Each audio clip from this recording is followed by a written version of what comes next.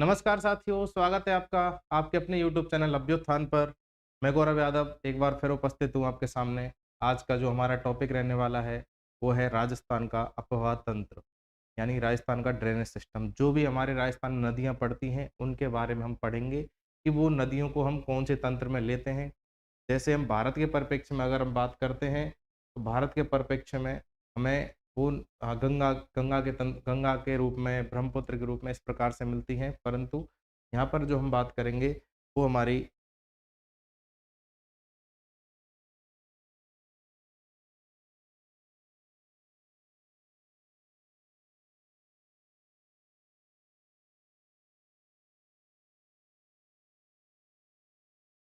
मेरी राहुल राहुल से बात कर राजस्थान के जो अब्बा तंत्र को हम 3 भाग में डिवाइड कर लेते हैं। जैसा कि आप सब जानते हैं, नीचे से हमारा जो भारत है, वो पानी से घिरा हुआ है नीचे की तरफ से, ठीक है? एक तरफ हमारी बंगाली खाड़ी पड़ती है और एक तरफ हमारी अरब सागर की खाड़ी पड़ती है। पश्चिम में हमारी अरब सागर की खाड़ी है और पूर्व में हमारी बंगाल की खाड़ी है। तो हम इन जो नदियों को डिवाइड करते हैं, वो इस प्रकार से डिवाइड करते हैं कि राजस्थान की कौन-कौन सी नदियाँ अपना जो जल है, वो अरब सागर की ओर लेके जाती है, कौन सी नदियाँ जो है बंगाली खाड़ी में अपना जल डालती हैं, ठीक है? तो जो जैसे गंगा नदी निकलती है अपने ऊपर से ये जो हिमालय की नदियाँ हैं वो मोस्टली किधर जा रही हैं हमारी, वो जा रही हैं अपनी बंगाल की खाड़ी में। जैसे गंगा निकलती है, गंगा में यमुना मिलती है, यमुना में चंबल मिलती है, चंबल में बनास मिलती है, तो जो भी नदियाँ उसमें मिलती हुई जाएँगी, वो अपना जल कहाँ पर छोड़ेंगी? वो अपना जल छोड़ेंगी अपने इसमें बंगाल की खाड़ी में, ठीक है? लेकिन और जो राजस्थान की मुख्यतः नदियाँ हैं, वो अरब सागर की ओर अपना जल लेकर के जाती हैं। तो हम इनको डिवाइड कर लेते हैं। तो जो अरब सागर का जो हमारा अब्बा तंत्र है, अरब सागर की जो नदियाँ हैं, वो कौन-कौन सी हमारी लूनी नदी, माही नदी, साबरमती और बनास, पश्चिमी बनास, ठीक है? ये 4 नदियाँ हैं और इनकी जो सहायक नदियाँ हैं, वो अपना जल कहाँ पर लेके जाती हैं? वो लेकर जाती है अरब सागर की खाड़ी में। जैसे लूनी नदी है, लूनी के अन्य जो सहायक नदियाँ हैं, तो इनको मिल कर के क्या बन जाता है? लूनी नदी सिस्टम, ठीक है? लूनी नदी तंत्र बनता है। उसी प्रकार से माही और माही की जो सहायक नदियाँ हैं, उनसे मिलकर के क्या बनता है? माही रिवर सिस्टम, ठीक है? तो ये अपनी 4 नदियाँ हो गई, कौन-सी? अरब सागर में पानी डालने वाली। उसके अलावा बंगाल की खाड़ी में कौन-कौन सी नदियों का जल जाता है? वो है चंबल, बनास, गंभीर और बाणगंगा। अब इनको आप देखें, चंबल अपने आप में एक बहुत बड़ी नदी है, नित्यवाहिनी नदी है, हमेशा उसमें पानी रहता है। बनास नदी है जो राजस्थान की पहाड़ियों से निकलती है अरावली से और ये सवाई माधोपुर में जाकर के चंबल में मिल जाती है। ठीक है? तो इसका पानी चंबल पहुँच गया और चंबल का यमुना के थ्रू गंगा में पहुँच गया। तो यानी कि गंगा रिवर सिस्टम का भाग हो गई। तो इसका जो वाटर है वो किधर जा रहा है? बंगाल की खाड़ी की ओर जा रहा है। ठीक है? तो ये बंगाल के भाग जो प्रवाह तंत्र है बंगाल की खाड़ी का, उसमें हमारी चंबल, बनास, गंभीर और बाणगंगा, ठीक है? ये नदियाँ भी यहीं छोटी-मोटी नदी हैं, ये भी साथ में मिल जाती हैं, बनास के तंत्र में आती हैं। ठीक है? इसके अलावा कुछ हैं आंतरिक अपवाह तंत्र की, यानी कि ये नदियाँ अपने राज्य में ही तो उद्गम हुआ इनका और अपने राज्य में ही समापन होगा। ये किसी तंत्र का हिस्सा भी नहीं है। ठीक है? इनमें हम कौन-कौन सी नदियों के बारे में पढ़ेंगे? जैसे घग्गर नदी। घग्गर नदी निकलती तो कालका से निकलती है, जो कि कहाँ पर है? हरियाणा, हिमाचल प्रदेश के बॉर्डर पर है, तराई एरिया में। तो घग्गर वहाँ से निकलती है, लेकिन इसका जो समापन है वो राजस्थान में हो जाता है, बीकानेर के आस-पास। ठीक है?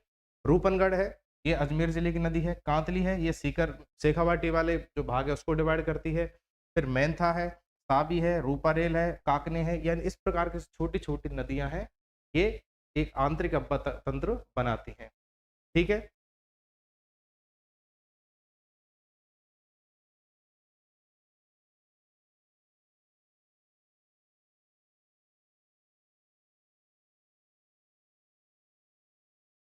तो आप इस मैप के माध्यम से देख सकते हैं, जैसे लूनी नदी यहाँ से निकली, लूनी नदी इस प्रकार से चली इधर, ठीक है? और ये इधर खंबात की खाड़ी में पहुँच गई, गुजरात में होकर के खंबात की खाड़ी में पहुँच गई। इस प्रकार से बनास नदी यहाँ से निकल कर के इधर गई, ठीक है? यहाँ पर इसने वो बनाया बीसलपुर बाँध, आगे चल कर के सवाई माधोपुर में जाके चंबल में मिल जाती है। चंबल नदी अपनी इधर से एंटर करती है, ठीक है? ये भी अपने बनास में मिल कर के आगे निकल जाती है और आगे यमुना में इधर यमुना और ये गंगा आकर के ऐसे मिल जाती है। ठीक है? इस प्रकार का नदी तंत्र यहाँ पर विकसित होता है।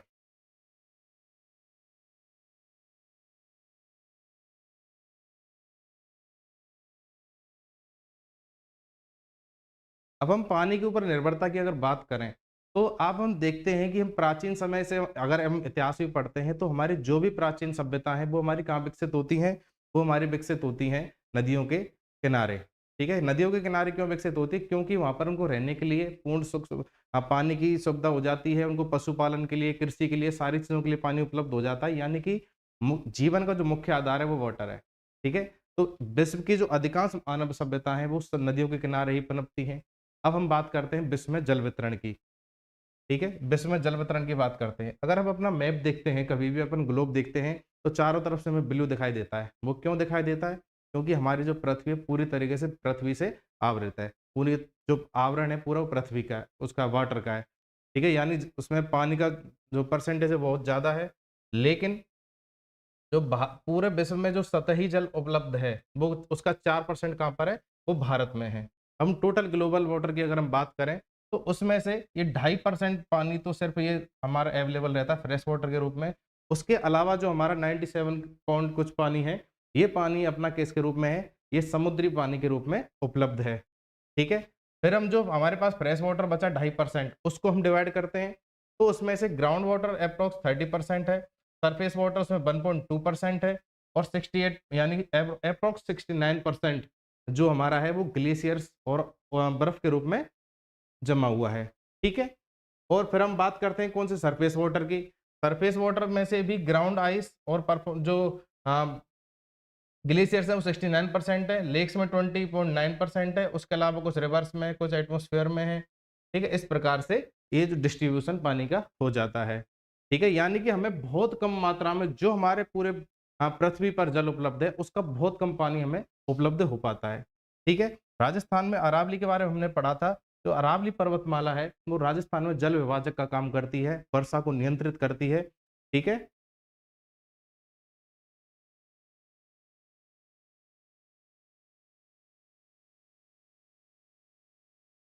राजस्थान में अरावली है, जो जल विभाजक का काम करती है। राजस्थान की नदियों को हम 3 भागों में बाँट लिया था, कौन-कौन से? अरब सागर का अब्बा तंत्र, बंगाल की खाड़ी का और आंतरिक अब्बा तंत्र, ठीक है? इस प्रकार से बाँट लिया था। अब अरब सागर में जो हमारी नदियाँ गिरती हैं, वो 17% है, यानी कि राजस्थान के अपवाह तंत्र का 17% जो वाटर है, वो अरब सागर के तंत्र में हमें मिलता है, ठीक है? बंगाल की खाड़ी में जो नदियाँ जल डालती हैं, वो 23% है, ठीक है? और जो हमारी बाद में जो नदियाँ बसती हैं, अंतःप्रवाही नदियाँ, उन अंतःप्रवाही नदियों का जो जल प्रतिशत है, वो 60% है, ठीक है? राजस्थान में कुल नदी बेसिन की अगर हम बात करते हैं, तो हमारे 14 हैं, ठीक है? देश में सर्वाधिक जो अंतःप्रवाही नदियाँ हैं, वो कहाँ पर हैं? वो हमारे राजस्थान में पड़ती हैं या मरुस्थल में पड़ती हैं, क्योंकि वो वहीं से तो उद्गम होता है उनका, वहीं पर उनका समापन हो जाता है। अब ये मैसेज फैक्ट्स फार्म की तरफ से वेरी गुड सर, बहुत-बहुत धन्यवाद। संजय सर बहुत-बहुत धन्यवाद, आभार आपका, ठीक है?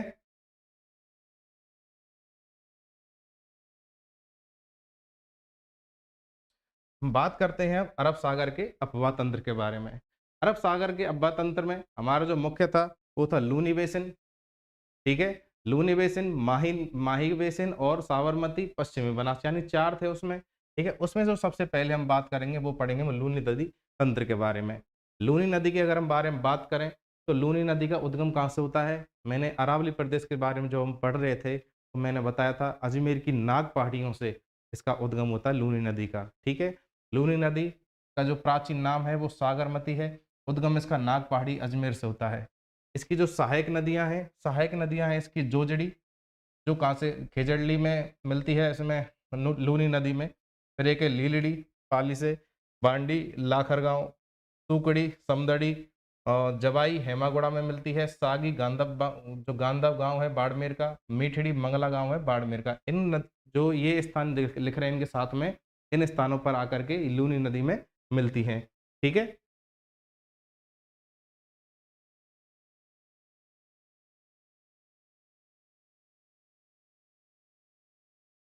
आप इस मैप के माध्यम से देखेंगे, ये यहाँ से लूनी नदी नागपाड़ी अजमेर से निकली, इस प्रकार से नदी चलती है। अजमेर, जोधपुर, जालौर, बाड़मेर इस प्रकार से चलती है नदी, ठीक है? इसमें जो एकमात्र नदी जो कि दाईं ओर से आकर के मिलती है, वो है घोड़लू करके स्थान पड़ता है, नागौर वहां से निकलती है। इस नदी का नाम है जोजड़ी। ठीक है, जोजड़ी नदी इस साइड से मिलती है। बाकी जो अन्य नदियां हैं इसमें जो मिलने वाली हैं वो किधर से आकर के मिलती हैं, वो बाईं ओर से मिलती हैं। तो लूनी नदी बेसिन में लेफ्ट साइड से मिलने वाली जो नदियां हैं वो सारी नदियां लेफ्ट साइड से मिलती है, और राइट साइड से मिलने वाली नदी कौन सी है, वो मात्र ये है अपनी जोजड़ी नदी। ठीक है, उसके अलावा इस इधर से सारी नदियां इसमें आकर के मिलती हैं, जो कि मीठड़ी है, सुकड़ी है, बांडी है, इस प्रकार से नदियां इसमें आकर के मिलती हैं। ठीक है, इनको याद करने की ट्रिक मैं आपको बताऊंगा।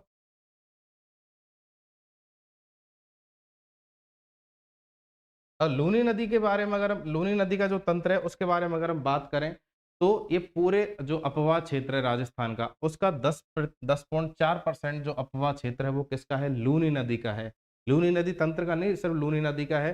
ठीक है, पश्चिमी राजस्थान की सबसे लंबी नदी है, इसको मरुस्थल की गंगा भी कहते हैं, क्योंकि इस तरफ कोई बड़ी नदी और आती नहीं है, सिर्फ एक नदी ये है लूनी, इसलिए इसको मरुस्थल की गंगा भी कहा जाता है। इसका जो अपवा क्षेत्र है वो अजमेर से निकल कर पाली, नागौर, बाड़मेर, जालौर, जोधपुर होकर के निकलती है। इसकी जो कुल लंबाई है वो 495 किलोमीटर है, लेकिन राजस्थान में जो इसकी दूरी है वो 330 किलोमीटर दूरी है तय करती है। ठीक है, बाकी की जिसकी जो 165 किलोमीटर जो है वो किधर है, अपने गुजरात में, क्योंकि कच्छ के रण में जाकर के विलुप्त हो जाती है। अगर कभी इसमें पानी की मात्रा ज़्यादा होती है तो ये अपना पानी अरब सागर में डालती है। ठीक है, इसका जो उद्गम हुआ वो नाग पहाड़ी से हुआ, सागरमती के नाम से, सागरमती के नाम से निकलती है। फिर एक छोटी सी नदी और है जो कि गोविंदगढ़ अजमेर से निकलती है, सरस्वती। ठीक है, ये दोनों नदियां मिल जाती हैं, इसके बाद इसका जो नामकरण है वो क्या हो जाता है, लूनी हो जाता है। ठीक है, गोविंदगढ़ अजमेर से निकली सरस्वती नदी, नागपाड़ी से निकली सागरमती, दोनों मिलकर के क्या हुई, लूनी हुई। ठीक है, उसके बाद ये आगे चलती है नदी। ठीक है, इसको लवणवती उपनाम भी दिया जाता है।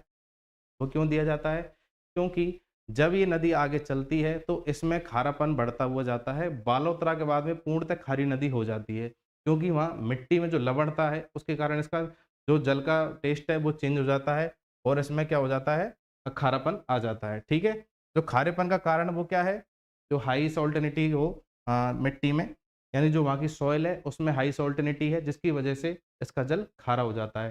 कौन सी जगह के बाद खारा खारा होता है, बालोतरा, बाड़मेर। बालोतरा बाड़मेर के बाद में इसका जो जल है वो कैसा हो जाता है, खारा। ठीक है, और इसका समापन कहाँ होता है, कच्छ के रण में होता है। अगर कभी इसमें ज्यादा पानी आ जाए तो ये पानी अपना कदर पहुंचा देती है, अरब सागर की खाड़ी में पहुंचा देती है। इस पर अगर हम बांधों के बारे में बात करें तो इसके ऊपर कुछ बांध भी बनाए गए हैं। बांध हमारे कौन कौन से हैं, एक है जसवंत सागर बांध। जसवंत सागर बांध जो है जोधपुर संभाग का, जोधपुर का सबसे बड़ा बांध है जसवंत सागर। इसको पिच्याक बांध भी कहते हैं। जोधपुर में बनाया गया है, किस पर, लूनी नदी पर बनाया गया है।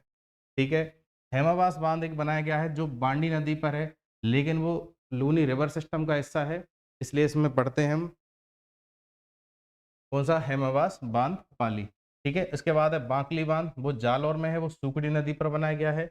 और एक पड़ता है मुख्य जो बांध है इस क्षेत्र में, वो है जवाई बांध। ठीक है, जवाई जवाई जो बांध है वो कहाँ पर बनाया गया है, वो सुमेरपुर पाली में बनाया गया है। ठीक है, सुमेरपुर पाली में बनाया गया है जवाई नदी पर। इसको मारवाड़ का अमृत सरोवर कहते हैं, क्योंकि बहुत बड़ा बांध है और पूरे क्षेत्र में जो वाटर सप्लाई है वो इसके थ्रू होती है, तो इसलिए इसको मारवाड़ का अमृत सरोवर भी कहा जाता है, क्योंकि इससे जलापूर्ति हो रही है कौन कौन से जलों की, पाली की, जोधपुर की, जालौर की और सिरोही की। ठीक है, पानी की कमी अगर इसमें कभी हो जाती है, क्योंकि आप जानते हैं मरुस्थल में बहुत गर्मी पड़ती है, कभी अगर इसमें पानी की कमी हो जाए तो सेई बांध है एक, सेई बांध से एक जल सुरंग द्वारा क्या लाया जाता है इसमें पानी। सेई बांध कहाँ पड़ता है, अपना उदयपुर जिले में। उदयपुर जिले में अपना कौन सा पड़ता है, सेई बांध। ठीक है, सेई बांध से इसमें पानी लाया जाता है, सेई बांध से इसमें पानी लाया जाता है जल सुरंग के द्वारा। उदयपुर से पाली तक एक जल सुरंग बनाई गई है जो कि राजस्थान की पहली सुरंग है। इसमें कभी भी अगर पानी की कोई कमी हो जाती है तो इस सुरंग के द्वारा इसमें पानी डाला जाता है। ठीक है, अब हम इसकी सहायक नदियों के बारे में अगर हम बात करते हैं, तो इसकी जो सहायक नदियां हैं वो आप देखें ट्रिक के माध्यम से। इसकी जो ट्रिक है वो है सूखी बांडी खारी जो जावई से गुइया में मिली। सूखी बांडी खारी जो जावई से गुइया में मिली, ये इसकी शॉर्ट ट्रिक है। अब इसको मैं डिफाइन करता हूँ। सू से सूखड़ी हो गई, ठीक है। बांडी ये पूरा नाम है, ये बांडी नदी। उसके बाद खारी ये पूरा नाम है। जो से जोजड़ी हो गई, जावई यानी जवाई हो गया, से सांगी हो गई, ठीक है। उसके बाद फिर मी से मीठड़ी हो गई और ली से लीलड़ी हो गई। इसका नाम है सूट, ये ऐसे ही नाम है इसके, सूकड़ी, जोजड़ी और सांगी, मीठड़ी, लीलड़ी, इस प्रकार के इसमें नाम मिलते हैं, ठीक है। सूखड़ी नदी है, उस पर बाकली बांध बनाया गया है जालौर में। इन नदियों में ऐसा कुछ स्पेशल है नहीं ज़्यादा पढ़ने के लिए, यानी कि जो लास्ट ईयर्स में चीज़ें जो पूछी गई हैं, अब तक कभी जो एग्जाम में इसके बारे में पूछा गया है वो यही चीज़ें पूछी जाती हैं, ठीक है। इस पर बाकली बांध बना दिया है सूखड़ी पर। हेमावास बांध कौन सी नदी पर है? वो है इस पर बांडी पर। पाली शहर बसा हुआ है इसके किनारे और इसको रासायनिक नदी भी कहा जाता है। रासायनिक नदी कहने के पीछे जो कारण है वो ये है क्योंकि यहाँ पर कुछ उद्योग हैं रंगाई छपाई के, और जिसके कारण जो पानी है उनका गंदा वो इस नदी में जाकर के मिलता है, और जिसके कारण ये नदी कैसी हो जाती है? प्रदूषित हो जाती है, ठीक है। प्रदूषित होने के कारण इसको रासायनिक नदी का दर्जा भी दिया गया है। इसके अलावा खारी नदी सिरोही से निकलती है और जालौर में आकर के जवाई नदी में मिलती है, और जवाई नदी लूनी नदी में आकर के मिलती है, ठीक है। जोजड़ी एकमात्र दाहिनी सहायक नदी है जो कहाँ से निकली थी? खोडलू नागौर से, ठीक है। खोडलू नागौर से निकल करके उसमें मिली लूनी में। ये एकमात्र ऐसी नदी है जो कहाँ से नहीं निकल रही है? अरावली से नहीं निकल रही है। इसका उद्गम कहाँ से है? रेगिस्तान से है, नागौर से है, ओके। इसके अलावा जो जवाई नदी है वो लूनी की सबसे बड़ी सहायक नदी है, ठीक है। और हेमागुड़ा के निकट, हेमागुड़ा स्थान पड़ता है बाड़मेर में, उसके पास में एक किस में मिल जाती है? लूनी नदी में मिल जाती है, ठीक है। इसके अलावा जो अन्य नदी है वो है मीठड़ी। मीठड़ी नदी मंगला गांव पड़ता है बाड़मेर में। मंगला में आप कंफ्यूज थोड़े हो सकते हैं क्योंकि मंगला एक तेल क्षेत्र भी है, ठीक है। मंगला एक तेल क्षेत्र भी है जहां पर क्या मिलता है? पेट्रोलियम प्राप्त होता है, लेकिन ये वो मंगला नहीं है, ये दूसरा मंगला है। मंगला गांव बाड़मेर में लूनी नदी में मिलकर मिल जाती है, ठीक है। इसके ऊपर जो शहर है वो एक बाली गांव, बाली छोटा सा नगर पड़ता है। उसके अलावा फालना, फालना पाली में है। ये दो शहर पड़ते हैं कौन सी नदी पर? मीठड़ी नदी पर। इसके अलावा एक अन्य नदी और निकलती है जिसका नाम है लीलड़ी, जिसका उद्गम अजमेर से होता है, जवाजा नामक स्थान से, और वो भी थोड़ी सी दूरी पर आगे चल करके लूनी नदी में मिल जाती है अजमेर में, ठीक है। तो ये अपना ये लूनी नदी का सिस्टम हो गया।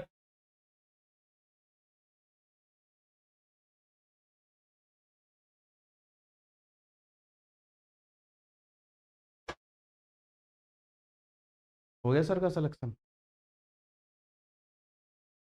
हो गया सर? ओके। ये लूनी रिवर सिस्टम है।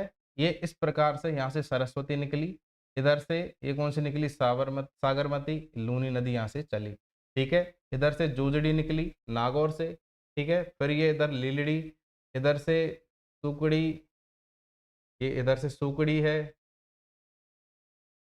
ये इधर से जवाई है, ठीक है, सांगी है, और ये खारी है। इस प्रकार से नदी, ये खारी नदी और ये सांगी नदी, इस प्रकार से नदियां मिलती हुई चलती हैं, और ये हमारा क्या बन जाता है? ये बन जाता है लूनी नदी सिस्टम। ये इधर अजमेर है, अजमेर के बाद नागौर, नागौर के अलावा जोधपुर, फिर ये पाली, फिर ये बाड़मेर, थोड़ा सा ये जालौर में होकर के इस प्रकार से कच्छ की खाड़ी में पहुंच जाती है, कच्छ के रन में, और वहां पर जाकर के ये विलुप्त हो जाती है, ठीक है। इस प्रकार से हमारा क्या था? ये लूनी नदी तंत्र था। अब जो हम नेक्स्ट पढ़ेंगे वो पढ़ेंगे माही नदी सिस्टम के बारे में। माही नदी सिस्टम के बारे में हम आगे पढ़ते हैं। तो इसकी जो अपना जो अरब सागर वाला अब्बा तंत्र था, उसकी जो मुख्य जो पहले हुआ अपना लूनी, लूनी के बाद में हम पढ़ते हैं क्या? माही। माही नदी के बारे में हम सबसे पहले इसमें पढ़ते हैं कि उस माही नदी ही चल रही है मुख्य रूप से, ठीक है। तो माही नदी का जो उद्गम होता है वो कहाँ से होता है? महेंद्र झील, वो महेंद्र झील अमरेरू, अमरेरू झील से होता है, ठीक है, विंध्याचल पर्वत से, ठीक है।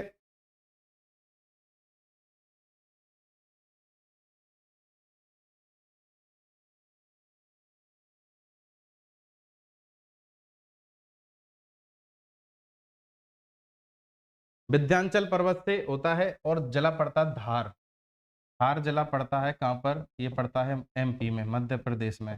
ठीक है, मध्य प्रदेश से निकलती है नदी और राजस्थान में प्रवेश करती है। राजस्थान में प्रवेश करके 2 राज्यों में प्रवाहित होती है, बांसवाड़ा और डूंगरपुर। उसके बाद ये वापस निकल जाती है और ये किधर पहुँच जाती है? गुजरात में। ठीक है? तो इस प्रकार से ये जो हमारी कर्क रेखा पड़ती है 23 डिग्री 30 मिनट पर।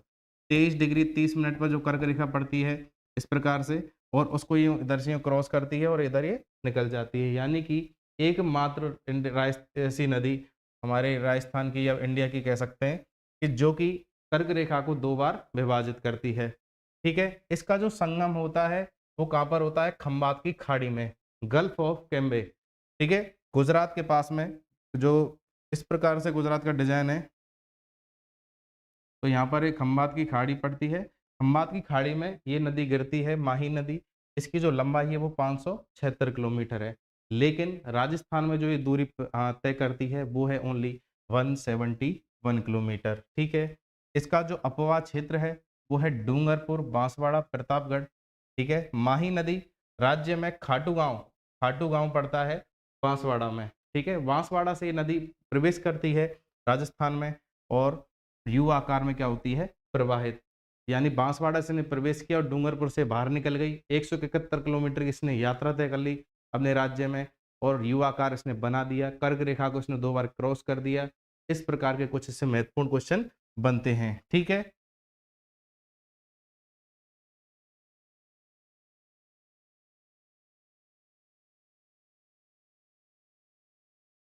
इसके बारे में कुछ और जो चीज़ें हैं, जो और क्वेश्चन्स हैं वो पूछे जाते हैं एग्ज़ाम्स में, वो क्या पूछे जाते हैं? ये काठल की गंगा किसे कहते हैं? या राजस्थान राज्य की जो स्वर्ण रेखा है वो क्या है? आदिवासियों की गंगा कौन-सी है?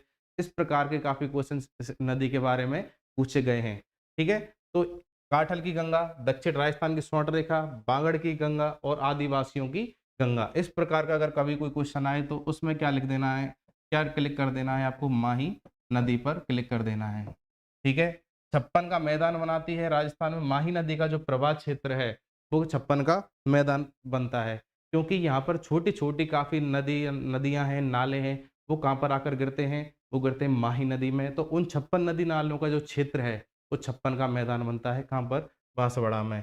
इसके अलावा त्रिवेणी संगम बनता है एक, बेणेश्वर धाम कहते हैं उसको।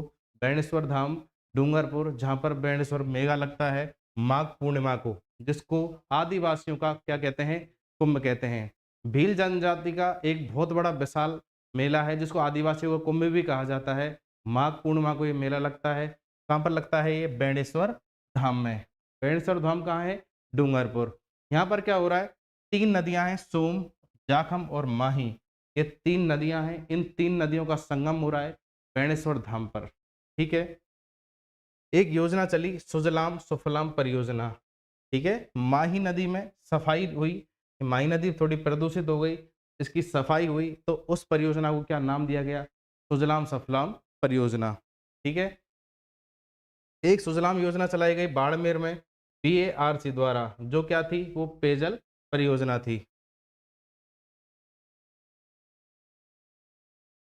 इसकी जो सहायक नदियाँ हैं उनको आप एक बार थोड़ा देखें। इसकी जो सहायक नदियों की जो ट्रिक है याद करने की वो है ए अन्ना चार पाई में सो जा। ए अन्ना चार पाई में सो जा। अन्ना कहाँ का वर्ड है? ये साउथ का वर्ड है, तो इसको आप थोड़ा याद रखें। ए अन्ना चार पाई में सो जा। ऐसे क्या होगा?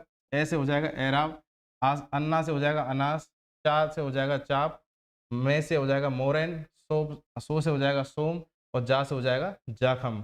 ठीक है? सोम माही जाखम का संगम कहाँ हो रहा था? बेणेश्वर में। ठीक है? इसके अलावा ये 4 नदियाँ इसकी और बसती हैं। इसमें ये 2-3 ये तो ज़्यादा बड़ी नदी है नहीं, छोटी-छोटी नदियाँ हैं। मोरन एक थोड़ी-सी इम्पोर्टेंट है, जो क्या गलियाकोट त्रिवेणी संगम बनता है एक, माही, मोरन और अनास का।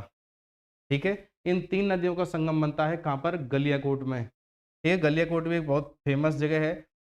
माही, मोरन और अनास का संगम हुआ है यहाँ पर। इसके अलावा जो सोम नदी है, उसका उद्गम कहाँ से हो रहा है? उदयपुर में बीछामेड़ी की पहाड़ियों से।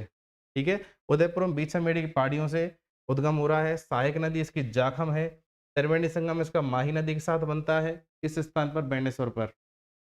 जो बांध इस पर बनते हैं वो सोम काकदर है और सोम कमला है। 2 इस पर बांध बन रहे हैं। ठीक है? इसके अलावा जो जाखम नदी है इसको क्या कहा जाता है, आदिवासियों की गंगा भी कहा जाता है।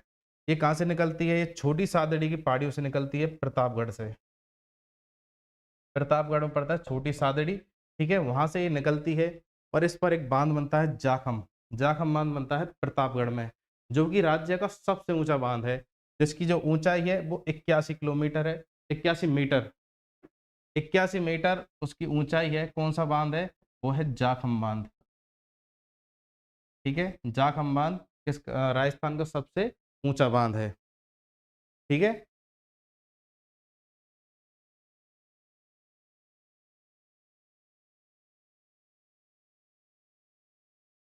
माही नदी पर जो बहुउद्देशीय परियोजना बनाई गई हैं, उनको बांध बांध परियोजना जो बनाई गई हैं, वो कौन कौन सी है, उनको देखें जरा एक बार।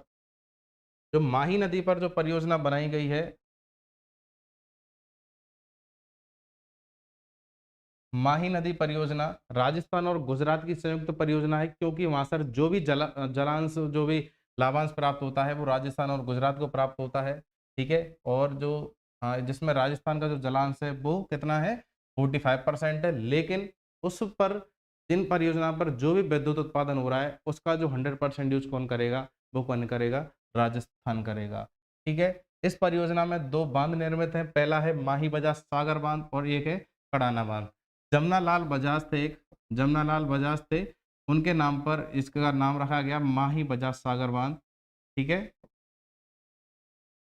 ठीक है, माही बजाज सागर बांध ये कहाँ पर है, ये है बोरखेड़ा में, बांसवाड़ा, ठीक है। बोरखेड़ा जो अंतिम स्थान पड़ता है राजस्थान का, ठीक है, जहाँ से प्रवेश करती। राजस्थान में सबसे लंबा बांध है, 3109 मीटर लंबा। सबसे ऊंचा कौन सा था, जाखम बांध, दक्षिण राजस्थान की सबसे बड़ी परियोजना है। इसके अलावा एक बांध पड़ता है इस पर, कड़ाना बांध, ठीक है, जो गुजरात में बनाया है। कागदी पिकअप डैम इस पर बांसवाड़ा में बनाया गया है। सोम कमला अंबा ये डूंगरपुर में इस पर परियोजना है। सोम कागदा परियोजना वो उदयपुर में है। जाखम बांध प्रतापगढ़ में है। सीता माता अभ्यारण्य यहाँ पर पड़ता है, ठीक है। इस प्रकार की ये जो परियोजना है इस पर बनाई गई है। जो कड़ाना बांध है उस पर जल पूर्ति के लिए एक पिकअप बांध बनाया गया है, जिसका नाम है कागदी पिकअप बांध बांसवाड़ा, ठीक है।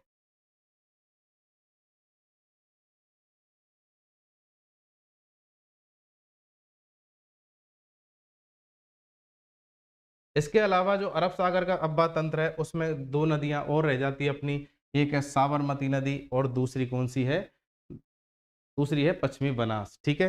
तो साबरमती नदी, इसका जो अपन ज्यादातर उल्लेख देखते हैं वो कहाँ देखते हैं, गुजरात में। गुजरात में इसलिए इंपॉर्टेंट है क्योंकि साबरमती के जो आश्रम के किनारे, किसका आश्रम था साबरमती नदी के किनारे, वो था महात्मा गांधी का, ठीक है।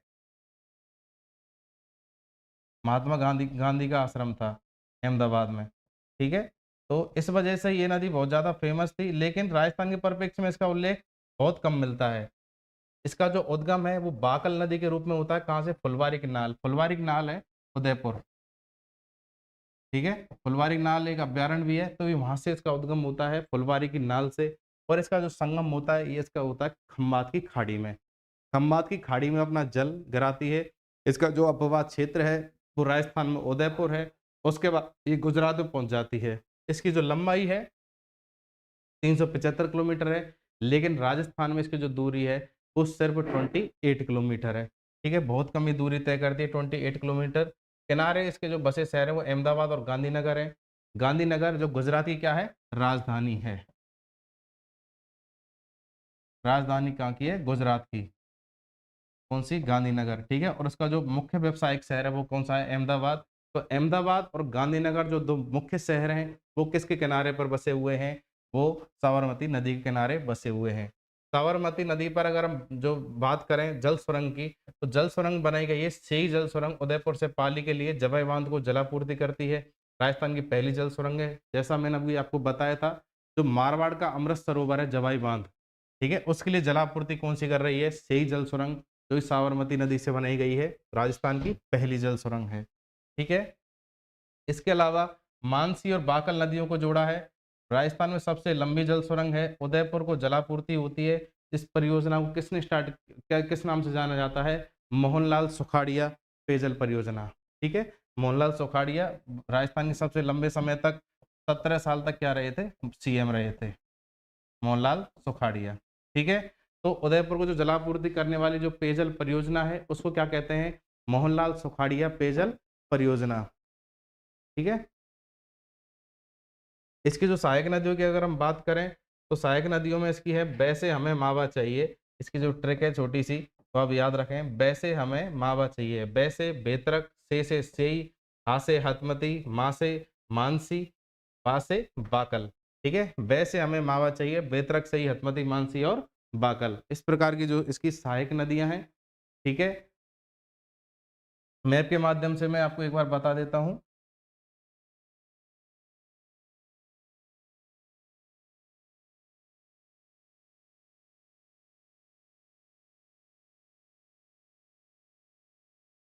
इस पर यहाँ से एक निकलती है ये नदी, यहाँ से ये नदी निकलती है, इस पर एक यहाँ पर बांध बनाया गया है और ये नदी का निकल जाती है गांधीनगर और, तो गांधीनगर और अहमदाबाद के लिए। ठीक है, यहाँ पर क्या है आपका उदयपुर। उदयपुर में कहाँ से निकली है? फुलवारी की नाल से। ये उदयपुर जिला है आपका। ठीक है, और ये थोड़ी सी 28 किलोमीटर राजस्थान में प्रवाहित हुई साबरमती नदी और फिर ये कहाँ पहुंच जाती है? गुजरात में। अब लास्ट अपनी नदी इस तंत्र की रह जाती है अरब, जो अपना अरब सागर का अब्बा तंत्र था, वो है आपकी पश्चिमी बनास नदी। पश्चिमी बनास नदी एक एक मुख्य बनास है। मुख्य बनास कहाँ से निकलती है? वो है खमनौर की पहाड़ियों से। खमनौर की पहाड़ियों से निकलती है, राजसमंद से। ठीक है, और वो किस में जाकर वो चंबल नदी के तंत्र में आती है। चंबल नदी का जब अब्बा तंत्र हम पढ़ेंगे तो उसमें बनास नदी का उल्लेख होगा। ठीक है, तो उद्गम जो स्थल है इसका वो क्या है? नया सनवाड़ा, सिरोही। इसका जो संगम है वो कच्छ का रण है, यानी कच्छ के रण में जाकर विलुप्त हो जाती है। अपवाद क्षेत्र जो है वो है सिरोही और गुजरात। सहायक नदियां हैं इसकी कुकड़ी और सूकली। किनारे पर जो इसके शहर बसे हुआ है वो है आबू है, और इसका जो गुजरात का शहर है एक डीसा नगर। ठीक है, डीसा नगर कहाँ पर बसा हुआ है? गुजरात में, जो कि अपने राजस्थान बॉर्डर के बहुत करीब पड़ता है। तो आबू और डीसा नगर दो शहर इस पर बसे हुए हैं, और इस पर बांध है बनास बांध और गोकुल भाई बांध, जो कि गोकुल भाई भट्ट एक स्वतंत्रता सेनानी थे राजस्थान के, उनके नाम पर बना हुआ है गोकुल भाई बांध। ठीक है, तो ये पश्चिमी बनास नदी है, सबसे जो लास्ट की नदी है। उद्गम इसका नया सनवाड़ा सिरोही से हो रहा है, और आबू और एक गांव वो शहर है डीसा नगर गुजरात में। ठीक है, दो शहर इसके किनारे पर बसे हुए हैं, कच्छ के रण में जाकर क्या हो जाती है? विलुप्त हो जाती है। ठीक है, इस प्रकार से ये जो हमारा अरब सागर का अब्बा तंत्र है ये कंप्लीट होता है। नेक्स्ट जो हमारा अब्बा तंत्र रहेगा वो कौन सा रहेगा? वो हमारा रहेगा बंगाल की खाड़ी वाला अब्बा तंत्र। ठीक है, बंगाल की खाड़ी के अब्बा तंत्र के अगर हम बारे में बात करें तो उसमें सबसे पहले हम पढ़ेंगे चंबल का। चंबल की जो तंत्र की नदियां हैं वो हैं सिवना, मेज, ओराई, चाकन, बनास, सीप, छोटी काली, तो छोटी काली सिंध, ठीक है, ब्राह्मणी, काली सिंध, आलनिया और पार्वती, परवन। इस प्रकार से इसकी जो मुख्य सहायक नदियां हैं चंबल की, उस तंत्र में आएंगी। ये जो आप देख पा रहे हैं ये पूरा चंबल तंत्र है। तो यहाँ से ये बनास नदी निकलती है, बनास नदी में ये और नदियां मिलती हुई जाती हैं। इस प्रकार से ये यहाँ पर मिल जाती है किसमें? सवाई माधोपुर में जाकर चंबल में। ठीक है, यहाँ पर एक पार्वती, परवन, इस प्रकार से नदियां चंबल में मिलती हैं। इधर से खारी, कोठारी, मानसी, ये नदियां, और ये बांडी किस में मिल रही हैं? ये मिल रही है बनास में। यहाँ पर एक वो बना रही बीसलपुर बांध। ठीक है, राजमहल टोंक में जाकर के आगे चल के एक बांध और बनता है सवाई माधोपुर में। तो इस प्रकार से ये अपना चंबल नदी तंत्र रहेगा। इसको हम नेक्स्ट जो अपनी क्लास रहेगी उसमें कवर करेंगे। ठीक है, आज तक की क्लास हमारी इतनी थी। बहुत बहुत धन्यवाद। जय हिंद, जय भारत। अगर आपको जैसा भी आपको इस वीडियो के बारे में लगा हो आप कमेंट्स में ज़रूर बताएं। चैनल को शेयर करें, सब्सक्राइब करें। बहुत बहुत धन्यवाद।